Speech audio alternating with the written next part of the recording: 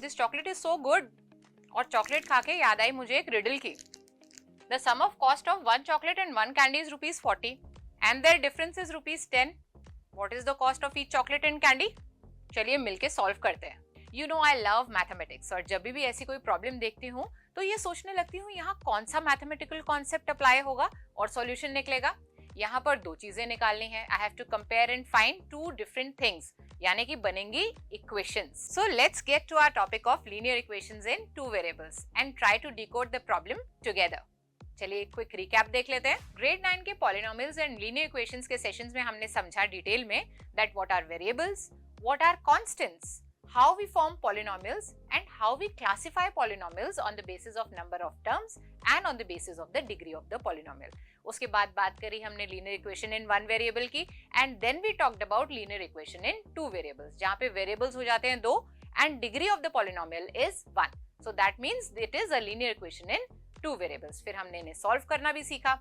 आज समझेंगे हम pair of linear equations in two variables के बारे में। वापस आते हैं अपनी रिडल पे और इक्वेशंस बनाने की कोशिश करते हैं। अब यहाँ पर दो अननोन क्वांटिटीज हैं, यानी कि दो वेरिएबल्स चाहिए होंगे और क्योंकि दो कंडीशंस भी गिवन है इसलिए हो जाएगा pair of linear equation in two variables. तो हमें सबसे पहले दिया हुआ है that sum of cost of one chocolate and one candy is ₹40। ठीक है, तो let us assume x to be the cost of one chocolate and y to be the cost of one candy. तो हमारी पहली equation बन गई x plus y equal to 40, correct? Now the second equation will be x minus y is equal to 10 because their difference of cost is given to be ₹10. तो ये आ गई हमारी दोनों equations. Now let us recall how in our grade 9 we used to solve linear equations in two variables. कैसे solve करते थे? हाँ, एक वेरिएबल की कोई वैल्यू एज्यूम कर लेते थे और उसके कॉरेस्पॉन्डिंग दूसरे वेरिएबल की वैल्यू निकाल लेते थे।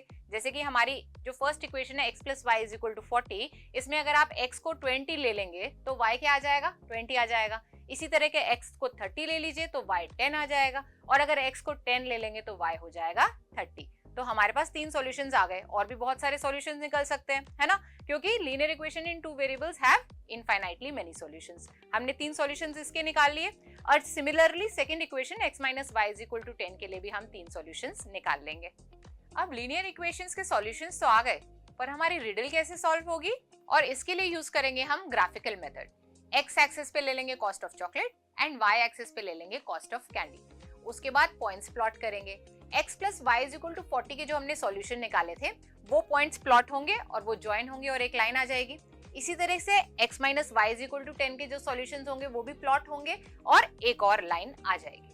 अब ध्यान से देखिए इन दोनों लाइंस को, क्या ये लाइंस कहीं इंटरसेक्ट कर रही हैं? Yes, this point of intersection is the solution of our riddle.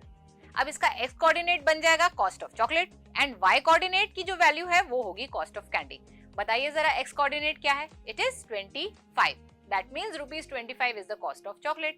And what is the y coordinate? It is 15. That means the cost of candy is ₹15. तो एक क्विक रिकैप देख लेते हैं जो स्टेप्स हमने फॉलो किए सॉल्व करने के लिए। सबसे पहले we have to identify the unknown quantities, then we have to form the equations, then we have to find the solutions of those equations. उसके बाद इन पॉइंट्स को प्लॉट करेंगे ग्राफ पे, दो लाइंस आ जाएंगी and then we have to find their intersection point, that is the solution. तो इस तरीके से ग्राफिकली हम पेयर ऑफ लीनियर इक्वेशंस को सॉल्व करते हैं।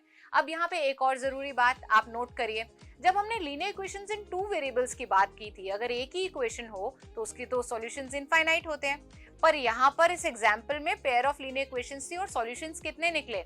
यूनिक निकला ना। तो इस बात को आप ध्यान रखेंगे। अब एक और जरूरी बात जिसके बारे में आपको सोचना है and we will discuss in our next session. आप एक सिचुएशन लीजिए जहाँ पे पेयर ऑफ लीनियर इक्वेशंस आप सॉल्व कर रहे हैं और जो लाइंस आई हैं वो इंटरसेक्ट ही नहीं कर रही। भाई ये भी तो हो सकता है दैट लाइंस आर पैरेलल। उस केस में सॉल्यूशन क्या होगा? और क्या कोई ऐसी भी सिचुएशन हो सकती है जिसमें इनफाइनाइट सॉल्यूशंस निकल कर आए? सोचिएगा।